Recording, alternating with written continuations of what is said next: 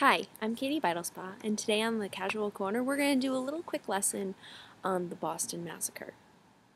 The Boston Massacre occurred in Boston, Massachusetts on March 5th, 1770. But ultimately, the events that led up to the Boston Massacre are most important. So after some time of taxation, the American colonists in Boston were getting pretty riled up. Mobs had been forming, riots had been happening, and led by the Sons of Liberty, including men such as Sam Adams, John Hancock, uh, Henry Knox of Fort Knox fame. And these men kind of supported the idea of riots in the streets. Well, ultimately, what happens is that on the night of March 5th, 1770, there was a sentry standing outside of one of the buildings in Boston. And a group had started to form, and the sentry had hit one of the men on the head with his rifle. Not the world's greatest decision. This mob got larger. The bell towers were sounding like, riots, mobs, so everyone came out. The colonists had snowballs with them, but also had ropes. They had ice in the snowballs. They had rocks in the snowballs, and they started to fire it throw them at the sentry, and started to club them. And there was just mass chaos started to break out. And what then happened is that somewhere along the way, a soldier dropped his rifle, and when he picked it up, the word fire of some variety may or may not have come out of his mouth, but ultimately he shot into the crowd. And then there were several other shoots from him and other members of the militia. This firing lasted for anywhere from 30 seconds to 90 seconds. We're looking at, very short periods of time, but ultimately when it was over and the, dust cleared, 11 people were shot, 5 of them were dead. And this was a concern, obviously. But that's the Boston massacres, the shooting of these 11 people, 5 people dead. But the aftermath of this is huge.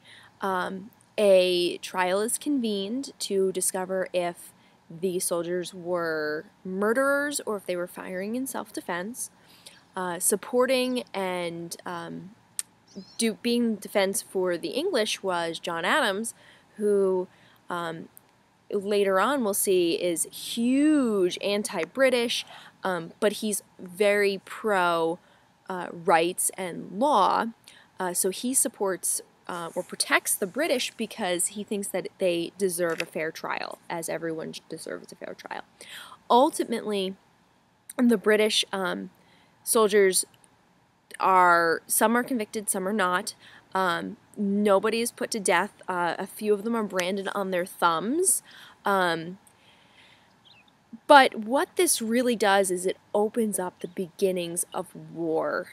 The tensions are unsurmountable at this point, and it makes people realize that the way that things are going in America cannot continue. The other thing to keep note of with the Boston Massacre is the way that it was handled in the press, and we see propaganda being displayed. One of the most notable ones is the engraving that is engraved by Paul Revere that shows a very well regimented group of British soldiers firing onto the defenseless citizens of Boston.